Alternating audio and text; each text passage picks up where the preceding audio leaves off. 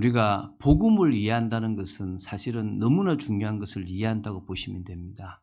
그 복음의 진수가 적혀 있는 게 로마서입니다. 제가 칼럼에다가 바울이 로마서를 쓴 것에 대해서 조금 기록을 했습니다. 그냥 서론에 대한 느낌으로 기록했다 하면 되고요. 그리고 이제 복음을 이제 우리가 볼 건데요. 로마서 1장 16절, 17절은 이 로마서의 결론입니다. 로마서가 말하는 핵심이거든요. 그래서 복음은 하나님의 능력이다. 이게 지금 우리가 서론으로 볼 것이면서 또 사실은 중요한 명제죠. 그죠? 복음이 뭐냐? 사람들이 복음이 뭐냐 그러면 어떤 사람들은 고린도전서 15장 3절, 4절 거기에 나오는 걸 복음이라고 얘기를 해요. 예수님이 성경대로 죽으시고 성경대로 부활하셨다. 그보다 더 복음에 대해서 가장 잘 설명해 놓은 성경 구절이 로마서 1장 2절에서 4절이에요. 로마서 1장 2절에서 4절이 가장 복음을 잘 설명해 놨어요. 그래서 이 복음은 하나님이 선지자들을 통하여 그의 아들에 관하여 성경에 미리 약속하신 것이라. 그러니까 복음은 하나님이 선지자들을 통하여 당신의 아들이신 성자 하나님에 대하여 성경에 미리 약속하신 게 복음이에요. 그 아들은 아들에 관하여 말하면 육신으로는 다윗의 혈통에서 나셨고 성결의 영으로는 죽은 자들 가운데서 부활하사 십자가에 죽고 부활하사 능력으로 하나님의 아들로 선포되셨으니 곧 우리 주 예수 그리스도시니라. 그러니까 복음은 결론적으로 뭡니까? 우리 주 예수 그리스도에 대한 이야기가 뭐란 말입니까? 복음이에요. 그분이 하나님의 아들이시고 그분이 바로 우리를 위해서 죽으시고 부활하셨는데 구약의 다윗의 혈통으로 오신 분인데 사실은 성결의 영으로는 하나님이신 분이 바로 복음이라는 거예요.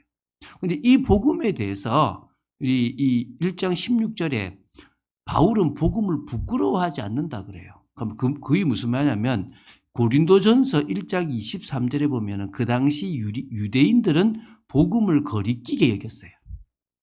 그러니까 야, 저거는 말이 안 돼. 율법을 파기하는 거야. 하나님을 모욕하는 거야 싶어서 거리끼는 것으로 여겼다는 거예요. 그런데 그렇지 않다라는 거예요. 또 그 당시 이방인 헬라인들은요. 미련하게 본 거예요. 스토아 철학, 아주 헬라의 철학에 비해서 믿으면 구원받는다는 너무나 단순한 논리예요. 되게 미련한 거네 이렇게 본 거예요. 그래서 유대인들은 거리끼는 것이고 헬라인 이방인들은 미련하게 본 겁니다. 그런데 바울은 이게 진정 하나님의 지혜고 하나님의 능력이기 때문에 나는 이 복음을 부끄러워하지 않고 자랑한다는 거예요. 왜 그러냐면 이 복음이 믿기만 하면 누구든지 모든 믿는 자에게 구원을 주실 수 있는 하나님의 능력이 되기 때문에 이게 무슨 말이냐면 제가 계속 설명하지만 하나님의 많은 성품들 중에서 이 구원과 관계되어 있고 심판과 관계되어 있는 성품이 두 가지가 있어요. 그게 뭐죠? 공의롭다라는 의롭다라는 것과 사랑이 많으시다라는 사랑에 대한 거예요. 근데 이 두 가지가 100%예요. 하나님은 50%의 사랑과 50%의 공의가 아니라 50%의 공의와 50%의 사랑 이게 아니라 뭐요? 100%의 사랑과 100%의 공의를 가지고 계신 분이에요. 근데 이 두 가지는 부딪혀요. 언제 부딪히냐면 인간이 범죄하지 않으면 부딪히지 않아요. 범죄하는 순간부터 이게 부딪히는 거예요.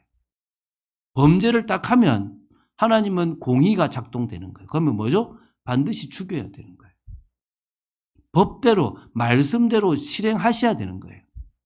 그런데 사랑은 뭡니까? 그 어떤 것도 용서하고 덮어줘야 되는 거예요. 그러면 죽이면 사랑이 위배되고 용서해주면 공의가 위배되는 거예요. 쉽게 말하면 딜레마에 빠지는 거지. 누가 딜레마에 빠집니까? 하나님이 지금 딜레마에 빠지는 거예요. 죽일 수도 없고 살릴 수도 없는 거예요.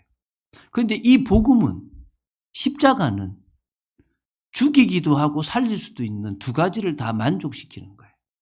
그러니까 바울이 그걸 본 거예요. 아, 이 복음이 결국은 우리 대신에 예수님이 죽음으로 말미암아 공의를 완성시키는구나. 그분이 우리를 용서해 주심으로 믿는 자의 사랑을 완성시켜 주시는구나. 공의와 사랑을 100% 만족시킬 수 있는 유일한 길이구나. 그런데 이게 뭐죠? 뭘로요? 믿음이라는 거예요. 그래서 17절에 복음에서 하나님의 의가 나와요. 율법에서도 의가 나오는데 그 율법에서 나오는 의는 우리가 지킬 수 있는 의가 아니잖아요. 근데 이 복음을 받아들이고 믿음으로 말미암아 의가 나타나는데 믿음으로 믿음에 이르게 한다. 뭐죠? 시작도 믿음이고 끝도 믿음이란 거예요. 구원을 받는 시작도 믿음이고 그 구원이 완성되는 과정에서 믿음이라는 거예요. 그런데 많은 사람들은 구원은 믿음으로 시작했다가 다시 행위로 돌아가요. 그래서 바울이 왜 다시 율법으로 돌아가냐고 구박을 하잖아요. 또 어떤 사람은 뭡니까? 믿음으로 시작했다가 방종으로 가는 거예요. 근데 우리는 뭐요? 믿음으로 시작해서 믿음으로 끝나는 거예요. 왜? 오직 의인은 믿음 아니면 안 되는 거예요. 그 믿음이 뭡니까? 예수가 그리스도고 그분이 나에게 역사하면 율법의 요구까지 이루어져서 진정한 순종과 진정한 믿음의 삶이 되어진다라는 믿음이라는 거예요. 그 믿음, 그리스도에 대한 사실적인 믿음은 우리에게 의를 만들어낸다. 그래서 이 복음은 하나님의 뭐가 된단 말입니까? 능력이 된다는 거예요. 그래서 이 되게 중요한 거죠. 그래서 이 시작이 이게 결론적인 핵심이라고 보시면 됩니다. 자, 그럼 오늘 로마서 1장부터 8장까지를 풀어갈 거예요. 로마서 1장. 제가 지금 1절부터 17절까지를 푸른 거야. 이해가 되시죠? 그죠? 그 핵심을 지금 푸른 거예요. 1장에서는 뭐라고요? 2절부터 4절이 중요해요. 복음이 뭐다라는 게 중요한 거고, 그 복음을 받은 우리는 빚진 자인데 16절, 17절. 이 복음은 하나님의 능력이기 때문에 나는 이 복음을 자랑한다. 왜? 믿기만 하면 구원을 주실 수 있다. 그래서 믿음에서 의가 나타난다. 시작도 믿음이고 끝도 믿음이다. 이렇게 생각하시면 됩니다. 자, 이제부터 들어가겠습니다. 첫 번째 1번. 복음이신 예수 그리스도가 절대적으로 필요하다는 거예요. 이게 1장부터 4장이라는 거예요. 정확하게는 1장 18절부터 4장 25절까지라고 보시면 되겠죠. 첫 번째가 뭐냐면 하나님의 진노 속에 있는 모든 사람들이라는 거예요. 그러니까 누구만 진노 속에 있는 게 아니라 everybody, 모든 사람이 다 진노 속에 있는 거예요. 어떤 사람들입니까? 하나님을 알고 하나님을 알 만한 것을 다 줬는데 하나님께 영화롭게도 아니하고 감사하지도 아니하고 오히려 허망해져 가지고 하나님의 영광을 저 썩어질 우상과 저 다른 것하고 바꾸어 버린, 하나님의 자리에 우상을 줘버린 그 존재는 진노의 대상이라는 거예요. 대부분의 사람들이죠. 악을 행하고 막 아무 때나 살아가는 사람들은 진노받을 사람들입니다. 그런데 또 누가 하냐면 2장에서는요. 그런 사람들을 판단하는 사람들이 있어요. 아이고 저 인간이 말이라 저렇게 살면 되냐. 판단하는 그 사람도 역시 뭡니까? 진노를 벗어날 수가 없어요. 왜? 판단을 하는 그 사람도 똑같은 죄를 지어요. 하나님의 자리에 역시 우상을 두고 있는 거고 결국 하나님이 하지 말라고 하는 불의와 탐욕, 추악한 일들을 하고 있다는 거예요. 그래서 역시 뭡니까? 심판받는 거예요. 왜? 죄에 대해서는 심판이 오는 거예요. 그러면은 유대인들은 다르겠네. 하나님이 특별히 구별했으니까. No. 유대인들이 율법을 지켰으면 진노함에 이르지 않은데 율법을 알고 있을 뿐이지 지키지 않기 때문에 그들 역시도 뭐다? 하나님이 진노를 피할 수가 없다. 유대인들에게 장점이 있긴 하지만 유대인 역시 율법을 지키지 않기 때문에 표면적 유대인은 유대인이 아니고 말씀을 지키는 이면적 유대인이 유대인인데 율법을 지키지 않기 때문에 그들 역시도 하나님의 진노를 피할 수 없다. 그래서 결론적으로 뭡니까? 로마서 3장 9절부터 18절의 결론을 내려요. 뭡니까? 9절에 의인, 우리는 괜찮냐? 안 된다. 그러면서 10절 뭡니까? 의인은 없나니 하나도 없다. 그래서 그 설명해요. 뭐 무덤이고 뭐고 어떻고 18절까지 설명을 해요. 로마서 3장 23절에 결론 내리죠. 모든 사람이 죄를 범하였음에 하나님의 영광에 이르지 못하더니 모든 사람이 죄를 범했기 때문에 진노에서 벗어날 수가 없고 영광이 그들에게 임할 수가 없다는 거예요. 그래서 한마디로 다 죽어야 돼요. 그래서 제가 얘기했잖아요. 예정론을 비판하는 사람도 있어요. 예정론에는 뭐가 있냐면요. 선택이 있고 유기가 있어요. 이 무슨 말이냐면 하나님이 창세전에 누구는 선택했고 누구는 버렸다는 거야. 그러니까 여기서부터 뭐가 되냐면 아니 아무런 조건도 없이 어떻게 버림받냐. 아니 나는 뭐 한 것도 없는데 버림받았다고. 말이 되냐 이렇게 얘기해요. 아니에요. 선택과 유기는 맞아요. 그런데 이렇게 봐야 돼요. 모든 사람은 스스로 유기됐어요. 하나님이 유기한 게 아니라 선택해서 여기는 다 선택하고 저 사람은 내가 버리겠다 이렇게 한 게 아니라 아담 때문에 모든 사람은 다 유기된 거예요. 그러니까 유기는 하나님이 하신 게 아니라 인간 스스로가 한 거야. 그 속에서 하나님이 일부를 마신 거죠? 선택하신 거예요. 얼마나 은혜입니까? 여러분 제가 얘기했지 않습니까? 신들러 리스트가 있는데 제가 유대인이에요. 또 이게 옆에 유대인이에요. 신들러라는 사람이 얘를 택했어요. 나는 안 택했어. 그러면 당신이 말이라. 왜 나는 안 택했냐고. 불공평하게 말이라. 그럼 저는요. 이 사람이 내가 다른 사람 선택해도 니 절대 안 한다 이럴 수 있는 거예요. 좀 더 불쌍한 표정으로. 좀 더 간절한 표정으로. 나도 이렇게 해야 살 수 있는 거야.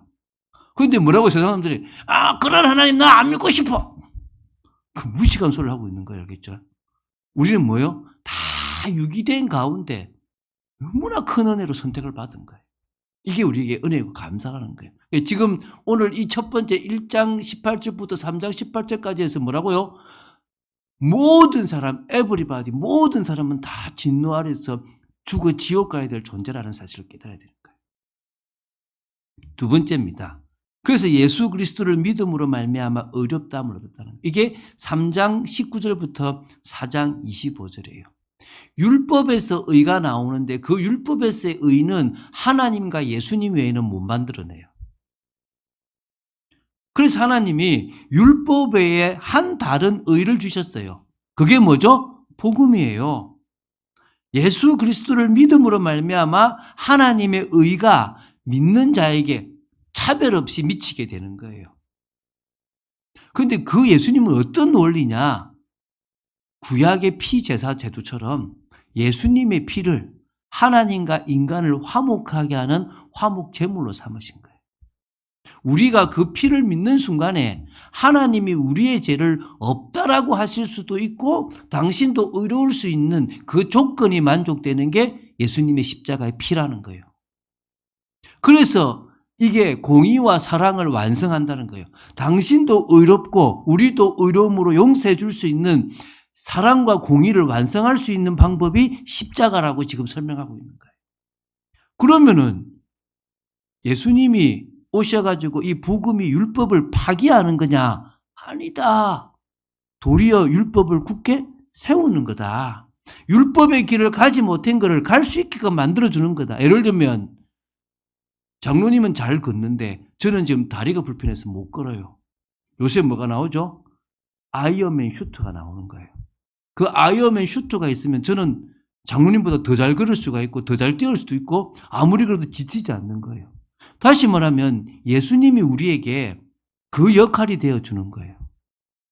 우리의 죄를 해결해서 죄 없게 만들어주고 우리가 율법의 요구를 이룰 수 있도록 만들어주는 게 뭐란 말입니까? 복음이라는 거예요. 그런 의미에서 복음 대단한 거예요. 이걸 어떻게 설명했냐? 아브라함을 가지고 설명했어요. 야, 너희들이 행위, 율법이 중요하다고 설명할 때 할례 이야기하고 할례 얘기할 때 아브라함 이야기하지. 내가 아브라함 예를 들어볼게. 얘기하는 거예요. 너희들이 볼 때는 아브라함이 할례 받았기 때문에 의롭다고 인정받은 것처럼 보이지? 아니야. 창세기 15장 6절에 그가 하나님을 믿음에 하나님이 그것을 의로 여겼다고 그랬어. 그때는 17장의 할례니까 할례 받기 이전의 모습이었어. 그래서 아브라함은 무할례자의 조상이 되고 또 할례를 받았기 때문에 할례자인 유대인의 조상도 되는 거야. 그럼 우리도 역시 아브라함의 믿음을 따라하기 때문에 아브라함이 믿은 것처럼 우리도 믿으면 똑같은 은혜가 오는 거야. 그래서 25절에 이렇게 나와요. 예수님께서 자 읽어볼게요. 자, 예수는 우리가 범죄한 것 때문에 내줌이 되고 또한 우리를 의롭게 하시기 위해서 살아나셨느니라. 우리가 뭘 믿습니까? 예수님이 십자가에 내준 것은 나를 막기 위한 겁니까? 범죄함 때문에 내준 거다. 그러면 내줌으로 내 죄가 해결된 거예요. 그분이 살아나신 것은 부활하신 것은 나를 막기 위해서요. 의롭다 하시기 위해서. 그러면 예수님이 부활이 나를 의롭다라고 인정해 주는 거예요. 칭의가 이루어지는 거예요. 믿습니까? 이게 믿음이라는 거예요. 요까지가 첫 번째예요. 우리에게는 율법이 아니라 뭐가 필요하다? 복음이신 예수 그리스도가 필요하다. 할렐루야. 이게 1장부터 4장까지예요. 자, 이제 5장부터인데요. 자, 이게 두 번째인데 의롭게 된 우리의 신앙생활의 방향이에요. 자, 지금까지요. 우리 교단에서 이렇게 얘기했어요. 너 예수 믿으면 구원받았어. 그러면서 말해 끝났어. 이 얘기를 했어요. 여기에 맹점이 생기기 시작한 거예요. 그런데 바울은 5장 1절에 이렇게 나와요. 그러므로 우리가 믿음으로 의롭다 하심을 받았으니, 그러니까 우리는 원하는 게 구원이고 하나님은 자격 조건이 되는 의롭다에 관심을 가지는 거예요. 이게 무슨 말이냐 그러면 우리는 우리 입장에서 나 구원받았으니까 끝났다. 내 멋대로 살아도 된다. 이 생각을 하게 된 거예요. 근데 하나님 입장에서는 뭐냐면 이제 네가 드디어 내 앞에 나올 수 있는 자격을 얻었다라고 얘기하는 거예요. 그래서 오늘 첫 번째 지금 5장이 뭐냐면 하나님께서 믿음으로 의롭게 하신 이유가 뭔지가 나오는 거예요.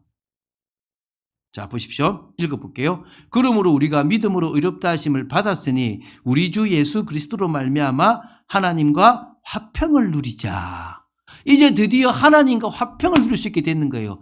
에베소서에 보면 유대인 말고 우리 이방인들은 하나님 볼 때 외인이고 언약 밖의 사람이고 소망도 없고 아무것도 없는 존재예요.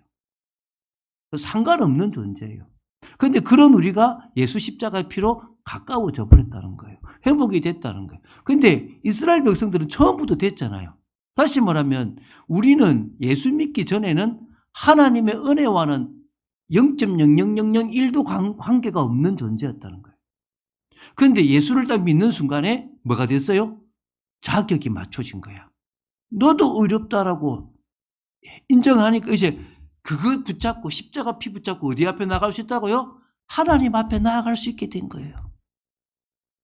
그런데 보십시오. 2절에 또한 그로 말미암아 우리가 믿음으로 서 있는 이 은혜에 들어가는 거야. 얻었고요. 하나님의 영광을 바라고 즐거워하느니라. 이 하나님의 영광을 바라고 즐거워한다는 것은 지금 내가 은혜 받는다는 게 아니에요. 영광이 임하는 것을 기다린다는 거예요. 뭐죠? 영화로운 단계가 될 것을 뭐요? 내가 바라고 지금 즐거워한다는 거예요. 그러니까 다시 말하면 내가 영화로운 몸이 될 것을 바라고 지금 내가 즐거워할 수 있는 존재가 된 거예요. 어느 정도냐? 환난 중에도 즐거워하는 거야.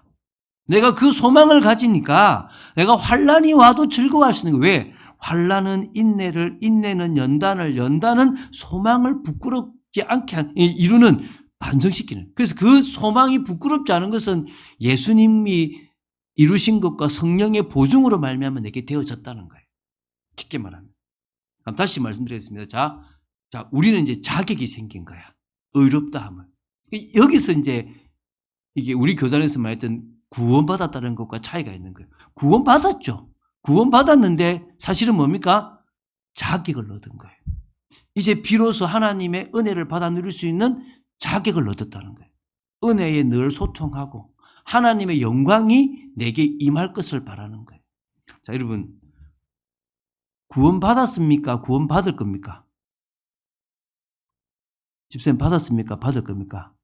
자, 우리 봅시다. 맞는가 안 맞는가? 자, 9절 봅시다. 9절, 5장 9절. 그러면 이제 우리가 그의 피로 말미암아 의롭다 하심을 받았으니 더욱 그로 말미암아 진노하심에서 구원을 받을 것이니. 받았습니까? 받을 겁니까? 받았다며. 10절 다시 봅시다. 곧 우리가 원수 되었을 때 그의 아들의 죽으심으로 말미암아 하나님과 화목하게 되었은즉 화목하게 된 자로서는 더욱 그의 살아나심으로 말미암아 구원을 받을 것이니라. 구원을 받았습니까? 받을 겁니까? 받았다며. 제가 지금 두 가지 얘기입니다. 구원은요, 현재형과 미래형이에요. 자, 다시 읽어볼게요. 제가 9절을요. 자, 그러면 이제 우리가 그의 피로 말미암아 의롭다 하심을 받았단 말은 구원을 받았으니, 구원을 받았다는 말입니다. 받았으니 더욱 그로 말미암아 진노하심에서 구원을 받을 것이니라. 구원을 받았는데 받을 거래. 또 10절도 보십시오. 우리가 원수 되었을 때 그의 아들의 죽으심으로 말미암아 하나님과 화목하게 되었단 말은 구원을 받았으니까, 받았은즉 뭡니까? 화목하게 된 자로서는 더욱 그의 살아나신 부활로 말미암아 뭐요? 구원을 뭐 할 것이다? 받을 것이다. 이게 영원한 소망이라는 거예요. 우리는 구원 받았지만 아직 완성된 게 아니에요. 예를 들면 내가 아파트를 샀을 때 분양권을 받았다는 말은 나는 아파트를 산 거예요. 그러나 나는 아파트를 받았다 안 받았다? 아직 안 받은 거야. 난 그 집에 안 들어갔잖아요. 이해가 됩니까? 내가 언제 완성됩니까? 그 분양권이 이제 뭡니까? 아파트가 완공이 돼서 입주가 가능해서 들어가면 나는 이제 뭡니까? 아파트를 받은 거야. 그런데 나는 이미 분양권 받은 것으로 아파트를 받을 거야. 그럼 나는 뭐죠? 예수를 믿음으로 구원받았다라는 확정이 결국은 영원한 천국에 들어갈 구원을 받을 것으로도 이어진다는 거예요. 그래서 구원은 현재형이면서 뭐란 말입니까? 미래형이라는 거예요. 이해가 되십니까? 무슨 말인가요? 그게 주님과 함께 왕노릇 할 거라는 거예요. 왕노릇 할 거. 그래서 한 사람 아담 때문에 실패한 인생이 한 사람 예수님 때문에 우리는 뭐합니까? 은혜를 받게 되는 거예요. 그래서 여러분 마지막 한번 보세요. 자, 5장 17절 한 사람의 범죄로 말미암아 사망이 그 한 사람을 통하여 왕노릇 하였은즉 더욱 은혜와 의의 선물을 넘치게 받는 자들은 한 분 예수 그리스도를 통하여 생명 안에서 왕노릇 할 거다. 할렐루야. 영화로운 존재가 되어서 주님과 함께 왕노릇 하게 될 거라는 거예요. 그게 우리의 뭐요? 앞으로 일어날 일이고 우리가 지금 믿음의 길을 걸어가는 이유예요. 나중에 또 얘기하겠지만 이런 거예요. 자, 성악을 하는 사람들은 막 소리를 막 붙잡고 해요. 근데 저는 좀 소리를 놔서 해요. 근데 이걸 완전 낫지 않고 놨는데 지고 해요. 여러분 느끼는지 뭐 아는 사람은 알 건데 제가 소리를 완전 팍 나가 편하게 부르진 않아요. 그러나 막 성악처럼 이렇게 부르지도 않아요. 그럼 무슨 말이냐면 막 이렇게 살아가는 거는 매여 있는 삶이라면 우리는 자유한 삶이에요. 근데 자유한 삶이지만 그렇다고 해서 방종의 삶이 아니라 늘 뭐죠? 어텐션. 영적 긴장감을 가지고 쭉 걸어가는 삶이라는 거예요. 그게 지금 이제 우리가 걸어가는 삶에 대한 얘기를 할 거라는 거예요. 자, 봅시다. 이제 6장입니다. 두 번째, 의의 무기를 하나님께 드리는 삶입니다. 자, 그러면 자 이렇게 돼 봅시다. 우리 의롭게 됐죠? 그럼 의롭게 된 우리의 끝은 어디란 말입니까? 이 땅에서 은혜의 삶을 살다가 환난도 당하지만 은혜의 삶을 살다가 어디로 가는 겁니까? 하나님의 영광이 우리에게 임하는 천국, 영원한 세계, 주님과 함께 왕노릇 할 곳으로 갈 겁니다. 그 사이에 우리는 지금 10년을 살든 20년을 살든 30년을 살든 신앙생활하고 살아가요. 그렇죠, 그죠? 근데 그 살아가는 인생 속에서 우리가 어떤 삶을 살아야 되느냐? 이 6장이에요. 의의 무기로 하나님께 드리는 삶이라는 거예요. 자, 6장, 자, 읽어봅시다. 1절에요. 제가 읽어볼게요. 그런즉 우리가 무슨 말을 하래요? 은혜를 더하게 하려고 죄에 거하겠느냐? 이 말이 어디서 나온지 아세요? 자, 이게 어디서 나오냐 그러면 5장 20절에 있어요. 자, 읽어볼게요. 율법이 들어온 것은 범죄를 더하게 하려 함이라. 그러나 죄가 더한 곳에 은혜가 더욱 넘쳤나니. 무슨 말이죠? 심한 죄를 지은 사람은 그 죄를 사할 만큼의 은혜니까 큰 은혜가 임하는 거야.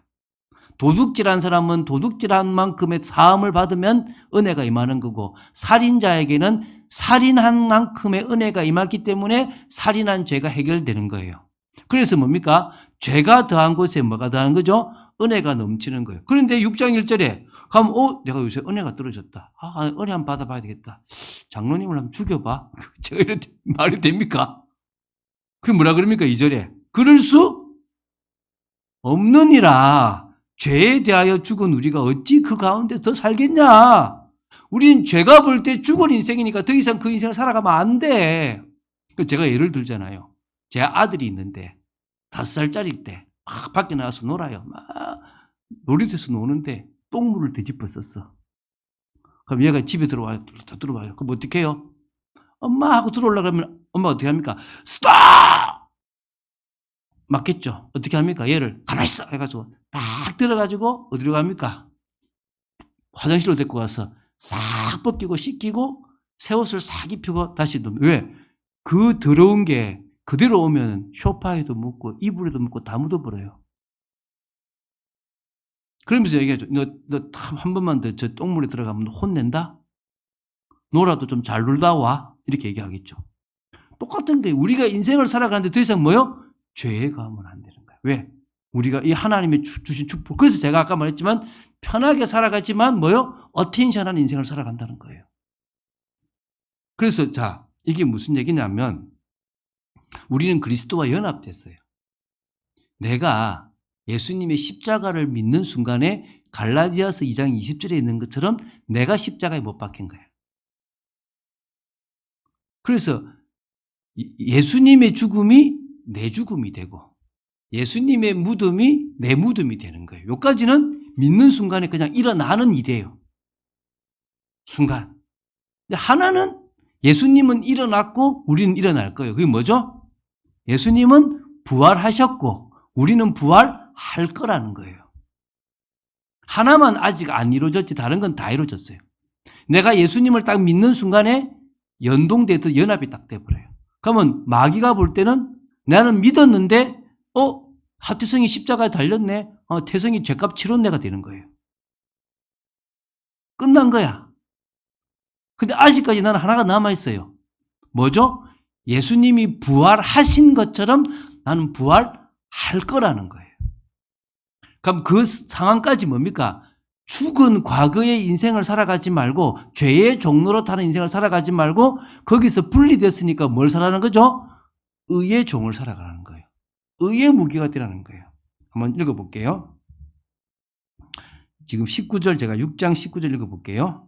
지금 6장 15절부터 읽어볼게요. 그런즉 어찌하리요? 우리가 법 아래 있지 아니하고 은혜 아래 있으니 죄를 지으리요? 그럴 수 없느니라. 너희 자신을 종으로 내주어 누구에게 순종하든지 그 순종함을 받는 자의 종이 되는 줄 너희가 알지 못하느냐?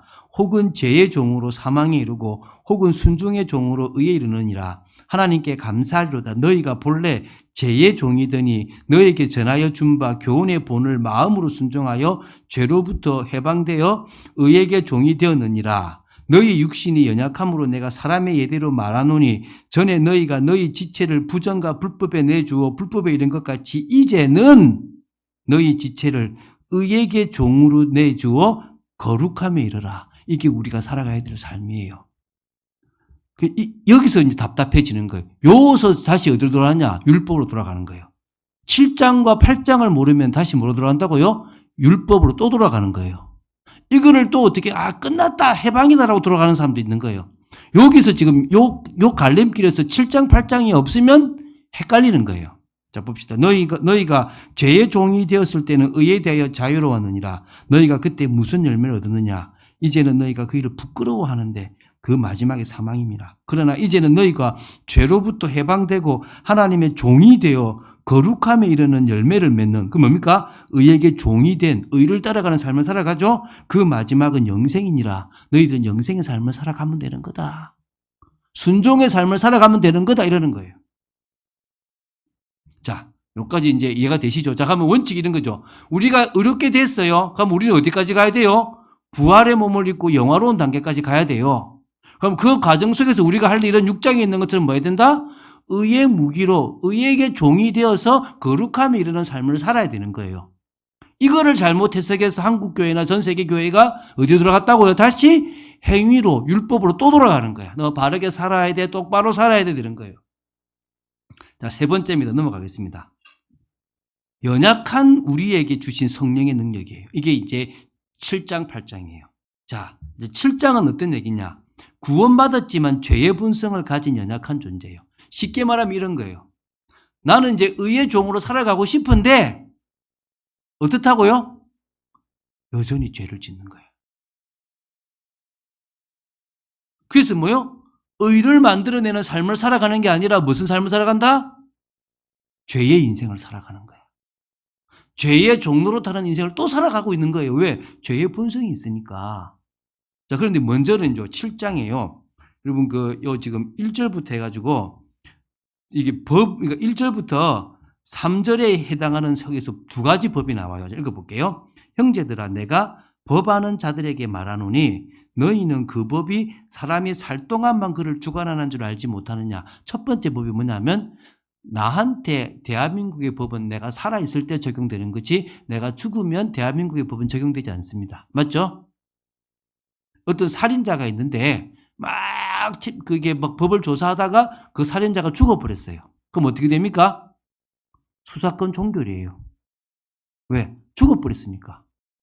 그렇죠. 이게 지금 첫 번째예요. 두 번째, 또 뭐냐면 또 이제 2절입니다. 남편이 있는 여인이 그 남편 생전에는 법으로 그에게 매인바되나 만일 그 남편이 죽으면 남편의 법에서 벗어나느니라. 예를 들면 저희 아내가 제가 살아있을 동안은 저하고 같이 법 아래 매여 있는데 제가 죽어버리면 다른 사람한테도 가더라도 음녀가 아니고 음탕한 것이 아니고 뭐요? 정당한 것이 되는 거예요. 요 두 개의 법이 우리에게 적용된 거예요. 이게 무슨 말이냐면 예수님의 죽으심으로 내가 죽었으니까 나는 법에서 해방됐어요. 그 말은 남편과 같은 마귀의 법에서 벗어났으니까 이제는 예수님께로 가서 그 법의 지배를 받아도 된다는 거야. 이게 지금 우리가 지금 적용되는 거예요. 그래 따져보면 마귀가 지금 우리를 올가매는 율법의 법이 되게 나쁜 것처럼 보이잖아요. 왜? 거기에서 벗어났다, 해방됐다, 율법으로 말미암아 죄 정욕이다 이렇게 얘기가 쭉 나오거든요. 그럼 율법이 나쁜 거냐 이렇게 나와요. 자 보십시오. 7절에 그런즉 우리가 무슨 말을 하려요? 율법이 죄냐? 뭐라고요? 그럴 수 없다. 율법이 죄처럼 느끼죠. 왜? 율법에서 벗어났다. 과거에서 벗어났다 그러니까. 율법으로 말미암지 않고는 내가 죄를 알지 못하였으니 곧 율법이 탐내지 말라 하지 않았으면 내가 탐심을 몰랐을 것이다. 그러니까 율법은 죄를 알려주는 역할이지 율법이 나쁜 건 아니다는 거예요. 자, 그런데요. 자, 이 10절에 생명에 이르게 할 그 율법 계명이 내게 되어 도리어 사망에 이르게 하는 것이 되었네. 자, 이제 11절입니다. 그럼 그것은 뭡니까? 죄가 기회를 타서 계명으로 말미암아 나를 속이고 그것으로 나를 죽인 거다. 그러보건대 율법은 거룩하고 계명도 거룩하고 의롭고 선하다. 자, 오늘 13절이 중요해요. 이걸 제가 해석하려고 온 거예요. 자, 이걸 여러분들이 해석할 수 있으면 여러분 성공한 거예요. 어렵습니다. 그런즉 선한 것이 율법이 내게 사망이 되었느냐? 그럴 수 없느니라. 오직 죄가 죄로 드러나기 위하여 선한 그것으로 말미암아 나를 죽게 만들었으니 이런 계명으로 말미암아 죄로 심히 죄되게 하려 함이라. 뭐야? 죄가 죄로 드러나기 위해요. 앞에 죄는 뭐고 뒤에 죄는 뭐예요? 같은 거예요? 다른 거예요? 또 뒤에도 죄로 심히 죄되게 하려고 죄가 심히 죄되는 걸 알게 하려고 율법을 썼대. 이 뭔 말이에요? 여러분 이거 해석하면 거의 다 해석한 거예요. 자, 다시 읽어볼게요. 여러분이 제가 해석하는 대로 읽었으면 여러분 성공이에요. 근데 아마 제대로 잘 안 됐을 거예요. 자, 읽어볼게요. 그런즉 선한 것이 내게 사망이 되었느냐? 그럴 수 없다. 오직 내 속에 있는 죄의 본성이 죄로 드러나게 하기 위해서 선한 율법으로 말미암아 나를 죽게 만들었다. 이는 율법 계명으로 말미암아 내 속에 있는 죄의 본성으로 심히 죄라는 사실을 알게 하려고 하나님이 율법을 쓰셨다는 거예요. 이해되십니까? 무슨 말인가?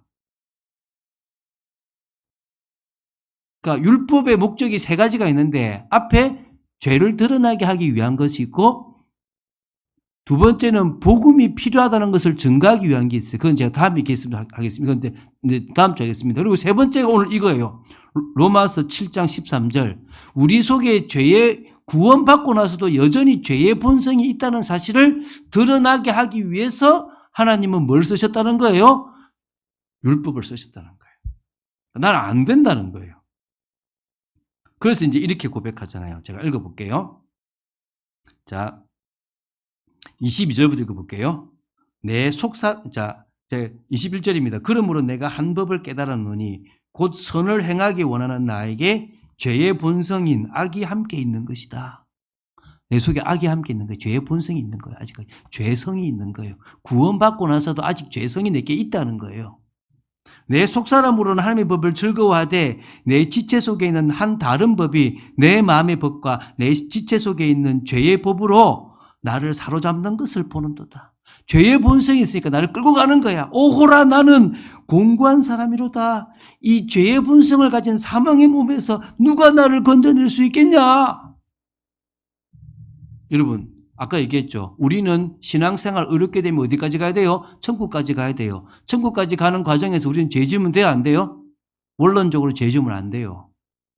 그런데 7장에 우리는 뭡니까? 죄를 지을 수밖에 없는 죄의 본성이 있는 거야. 그럼 방종으로 가야 돼요? 다시 율법으로 가야 돼요? 그 8장이라는 거야, 8장. 우리 주 예수, 25절에 우리 주 예수 그리스도로 말미암아 감사한다. 주님이 안 계셨으면 나는 죽는 거야. 왜? 내 자신은 마음으로는 하나님의 법을 섬기고 싶지만 육신으로는 죄의 법을 섬기는 죄의 본성을 가진 존재이기 때문에 나는 안 된다는 거예요. 그런데 8장 1절입니다. 이제 8장입니다. 성령의 능력을 따라 살아갈 때 오는 축복이 지금 이게 이제 두 번째예요. 이제 넘어주세요. 자, 이게 지금 그거죠. 8장 넘어갑니다. 그러므로 이제 그리스도 예수 안에 있는 자에게는 결코 뭐가 없다고요? 정죄함이 없나니. 그리스도 안에 있기만 하면은 뭐가 없다 말입니까? 정죄함이 없대요. 왜? 이유가 뭡니까? 그리스도 예수 안에 있으면 생명의 성령의 법의 지배를 받아서 죄와 사망의 법에서 우리를 해방할 수 있다는 거예요. 할렐루야. 자, 그런데요. 그리스도 예수 안에 있다는 개념을 이해를 못해요. 예수 믿으면 끝인 거 아니냐? No! 그리스도 예수 안에 있다는 말은 예수 믿는다는 말로는 설명이 안 돼요. 맞는데, 자, 봅시다. 3절, 4절 여러분도 이해해야 돼요. 자, 3절, 4절. 우리가 1, 2절만 봤지 사실 3, 4절 잘 안 봤어요. 제가 읽어볼게요. 율법이 육신으로 말미암아 연약하여 할 수 없는 그것을 하나님은 하시나니. 자, 지금 말이 이렇죠? 자, 그러니까 사람이 연약해서 율법을 지킬 수 없는데 하나님은 했다 이 말이에요. 그런데 이 지금 주어가 뭐죠? 율법이. 하나님은, 그러니까 잠깐만, 자, 지금 왼쪽에 여러분 볼 때 오른쪽에 제 왼쪽에 지금 이제 율법이 있어요. 오른쪽에 하나님이 계세요. 그럼 요 사이에 지금 인간이 있는 거예요. 율법은 연약한 인간을 가지고 의를 만들어낸다, 못 만들어낸다? 못 만들어냈다 이 말이에요. 근데 하나님은 연약한 인간을 가지고 의를 만들어냈는데 그 사이에 누가 들어가요? 예수가 들어간다는 거예요. 자, 다시 읽어볼게요. 지금 요거 생각해. 왼쪽엔 율법, 오른쪽에는 하나님, 중간에는 사람이 있다고 생각하고 읽어보세요. 율법이 육신으로 연약하여 말미암아 연약하여 할 수 없는 사람의 그것을 하나님은 하셨다는 거예요. 곧 죄로 말미암아 자기 아들을 죄 있는 육신의 모양으로 보내어 육신의 죄를 정하게 한 거죠. 여기까지 다 이해되죠, 그죠? 그런데 자, 지금 4절에 율법의 요구가 이루어지게 했는데 그 앞에 들어가요. 육신을 따르지 않고 뭐를요? 그 영을 따라 행하는 우리에게 율법의 요구가 이루어진 거예요. 그리스도 안에 있다는 말은 그냥 단순하게 예수 믿는다는 게 아니라 뭐죠? 성령을 따라 살아가는 삶에게 있어서 율법의 요구가 이루어졌다는 거예요. 그게 뭐예요? 그리스도 안에 있다는 거예요. 좀 더 그럼 설명 다시 해볼게요. 자, 13절, 제가 13절, 그러니까 12절, 13절 읽어볼게요. 그러므로 형제들아, 우리가 빚진 자로되 육신에게 져서 육신대로 살 것이 아니니라. 너희가 육신대로 살면 반드시 죽을 것이로되 영으로서 몸의 행실을 죽이면 산다는 거예요. 뭘 하면 산다고요? 몸의 행실을 죽이면 산대요. 이건 행위죠. 근데 앞에 뭐가 붙었어요? 뭘로서 몸의 행실을 죽이라고요? 영으로서. 제가 이 번역 좀 잘못했다고 생각돼요. 성령의 능력으로 몸의 행실을 죽이면 산다고 번역하면 더 좋을 것 같아. 이게 지금 이 4절하고 똑같은 거예요. 성령을 따라가는 그 사람. 그건 뭐죠? 성령의 능력으로서 몸의 행실을 죽이는 거. 자기 힘으로 몸의 행실을 죽이면 행위고 율법이야. 성령의 능력을 덧입어서 몸의 행실을 죽일 수 있으면 그거는 뭐요? 그리스도 안에 있는 삶이 되는 거예요. 그럼 다시 얘기해 볼게요. 자, 5장, 자, 우리 의롭게 됐어요. 그럼 5장 뭡니까? 우리는 은혜 속에서 저 영화로운 단계까지 가는 게 신앙생활의 방향이고 목적입니다. 그럼 거기서 우리가 할 일은 뭡니까? 의의 무기로 우리 인생을 드리는 거예요. 근데 그럴 수 없는, 계속 죄를 지을 수밖에 없는 원죄를, 그러니까 죄의 본성을 가진 존재예요. 왜? 나도 모르게 육신을 따라가. 그래서 주님이 뭡니까? 이제 뭘 따라가라는 거죠? 내가 네한테 줬던 성령을 따라가는 삶을 살아가. 그러면 율법의 요구가 이루어지고 몸의 행실도 죽이게 되고 상속자가 되고 끊을 수 없는 사람이 되는 거다. 이 얘기가 8장이라는 거야. 이해가 되십니까? 무슨 말인가? 율법이 지켜진다. 이런 개념이 뭐라고요? 성령을 따라가는 거예요. 자, 다시 설명해 볼게요. 자, 5절부터 보겠습니다. 육신을 따르는 자는 육신의 일을 생각하고 영을 따르는 자는 영의 일을 생각한다는 거예요. 맞죠? 그러면 영의 생각, 육신의 생각은 사망. 그러면 자, 육신의 일을 따르는 자는 육신을 따르는 자는 육신의 일을 생각하고 육신의 일을 생각하는 자의 끝은 뭐란 말입니까? 사망이다. 영을 따르는 자는 영의 일을 생각하고 그 영의 생각을 하는 사람의 마지막은 뭐란 말입니까? 6절에 생명과 평안이다. 그래서 이렇게 더 설명을 해요. 육신의 생각은 하나님과 뭐가 된다? 원수가 된다. 여기서 지금 고민이 오죠. 왜? 말은 구원받았고 말은 그리스도 안에 있다고 하는데 어떤 삶을 살아가요? 하나님의 원수가 되는 육신적 생각을 하고 살아가요. 그 말은 무슨 말? 정확하게 말하면 그리스도 영이 없다라고 말할 수 있는 거야. 말만 믿는다는 거야. 이 8장을 제대로 해석하지 못하면 이런 결과가 오는 거예요. 하나님의 법에 굴복하지 아니할 뿐 아니라 할 수도 없대요.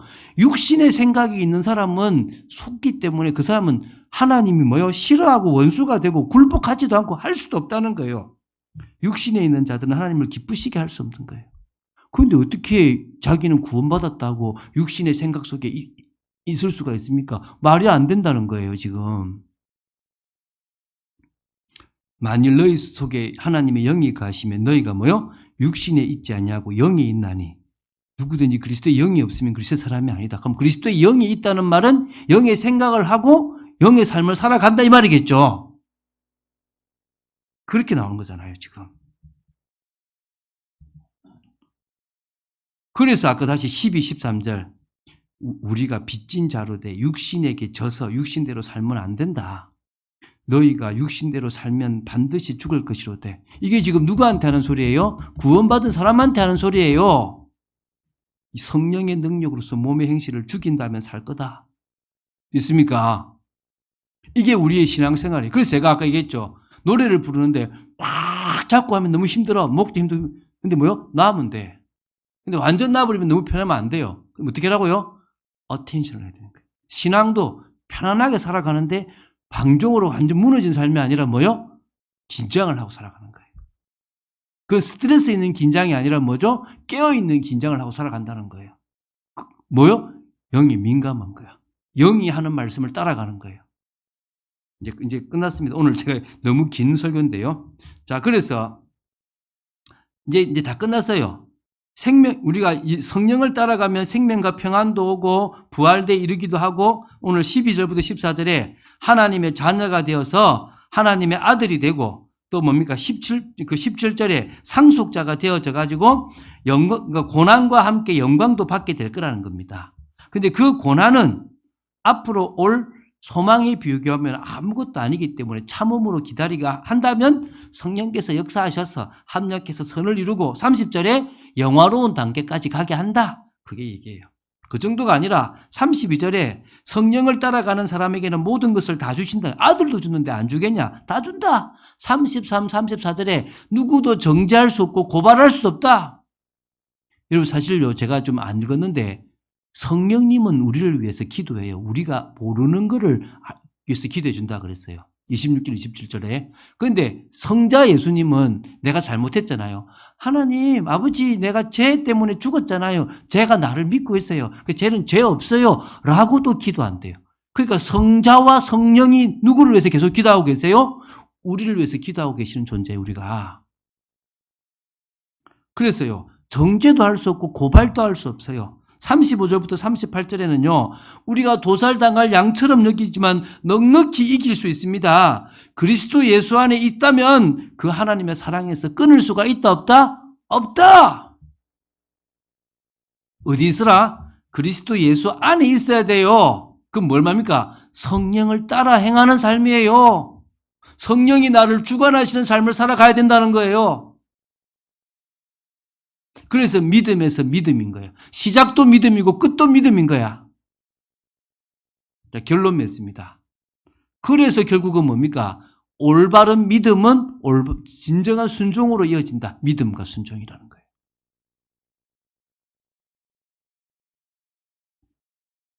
이걸 제가 며칠 만에 한 거를 지금 시간 많이 지났네요. 하려고 하니까 많이 걸리죠. 근데 요게 정리가 돼야 돼요. 아마 이렇게 저한테 로마서를 받아본 분은 오늘 정리를 한 거를 빨리 될 거예요. 제가 원래 말이 빠르잖아요. 어느 분이 그러더라고요. 저는 설교를 20분 하는데 어느 목사님은 40분 하니까 헐 길게 하나 그랬더만은 그 어떤 청년이 뭐라냐면 목사님 똑같아요. 저분은 천천히 40분 하고 목사님은 빨리 20분 하는 거예요. 내용은 똑같아. 제가 오늘 빨리 40분을 넘게 했으니까 이게 다른 사람에 비하면 1시간 반짜리가 될 수도 있는 거예요. 이해가 되시죠? 무슨 말이에요? 되게 지금 빨리 얘기했어요. 알아들을 수 있게 되기를 바라고 설명한 거고 모르는 사람은 2번, 3번 정도를 들으셔야 될 거예요. 자, 다시 얘기합니다. 우리는 믿음으로 의롭다함을 받았습니다. 그게 구원받은 거죠.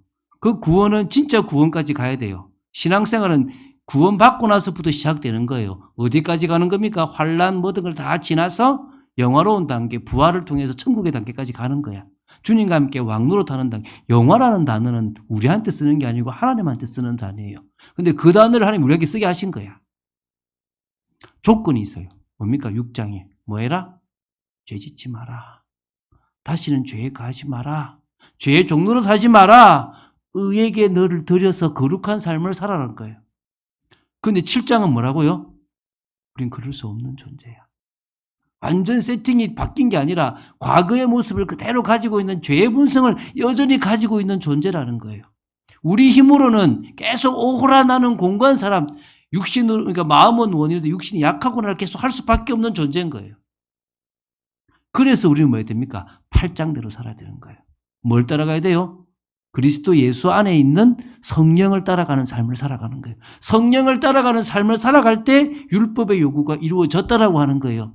성령을 따라 살아갈 때 몸의 행실을 죽일 수가 있다는 거예요.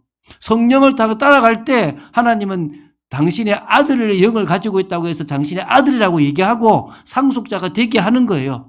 그 상속을 받는 과정 속에서 여러 환난과 고난이 있지만 아무도 끊을 수 없을 만큼 가게 한다는 거예요. 그래서 영화로운 단계까지 가려면 우리의 믿음이 이제 뭡니까? 영을 따라가는 사실적인 믿음으로 바뀌지 않으면 안 된다는 거예요. 그래서 사람들은 나 예수 믿어. 여전히 육신의 삶에 살아요. 그럼 된다 안 된다? 된다는 거예요. 오늘 제가 죄송합니다. 너무 길게 했는데 근데 이게 지금 제가 지금까지 우리 참빛교회를 이끌어온 메시지의 핵심이라고 볼 수 있는 거예요. 그 밑바닥에 깔려있다고 보십니다. 그래서 우리는 뭡니까? 이제 자유롭지만 어텐션한 바울이 난 다 가하지만 안 한다. 난 다 할 수 있지만 참는다. 라고 하는 삶을 살아가자는 거예요. 제가 기도하고 축도로 마치겠습니다. 주는 그리스도시요 살아계신 하나님의 아들이심을 고백합니다.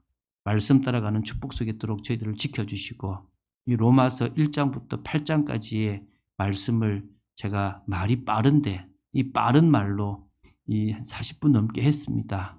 이 중요한 말씀을 꼭 이해하는 우리 성도들 되도록 지켜주시고 이 속에서 하나님의 뜻이 통하는 축복이 있도록 지켜주시옵소서. 진정으로 하나님 은혜 속에 있도록 지켜주시고 말씀 속에 있도록 지켜주시고 그래서 우리가 정말 그리스도 예수 안에 있는 영을 따라가는 삶, 성령이 우리를 주관하시는 사실적인 삶을 통하여 율법이 지켜진다는 것이 이런 거구나. 사랑이 되어진다는 게 이런 거구나를 알 수 있는 귀한 사람들 되도록 지켜주시옵소서. 감사드리며 주 예수 그리스도를 믿으며 참빛 되신 주 예수 그리스도의 은혜와 하나님 아버지의 망각하신 사랑과 성령님의 내주 인도 역사 교통하심이 진정으로 하나님의 뜻을 이루며 이 복음 안에서 그리스도 안에 있는 성령의 영을 따라가는 삶을 살아갈 귀한 분들 머리머리 위에 지금부터 영원토록 항상 있을지어다. 아멘.